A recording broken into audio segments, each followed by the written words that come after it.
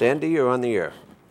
Yes, thank you very much. I'm an Air Force veteran, and from some veterans I've spoken to in the area, I understand that Congressman Bradley has always been a real strong advocate for veterans. And I'd just like to know during his terms in Congress exactly what he was involved in to, basically promote and help our nation's veterans.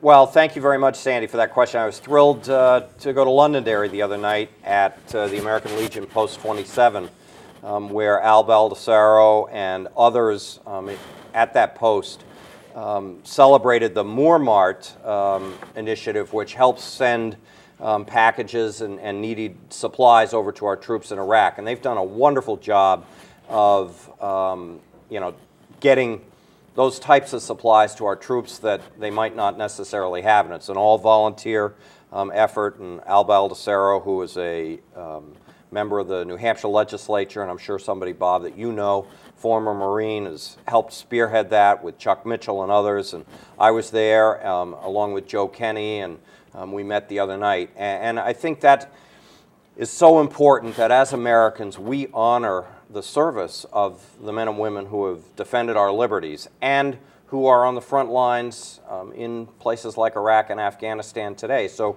for me, Bob, it was a natural, and Sandy, again, thank you for that question, to be able to serve on the Veterans Committee and to serve on the Armed Services Committee. And on both of those committees, I worked to make sure that our troops have the resources that they need, that they have better pay, that we make sure that their hazard duty allowance was upped and their family separation allowance, that they had the body armor that they needed, and that was vitally important. I also wanted to make sure that the TRICARE system did not increase costs to military retirees. When I was a freshman in Congress, I fought to make sure that veterans who had a disability as a result of service were able to collect both their disability pay and their retirement pay, the only federal employees that were unable to do so.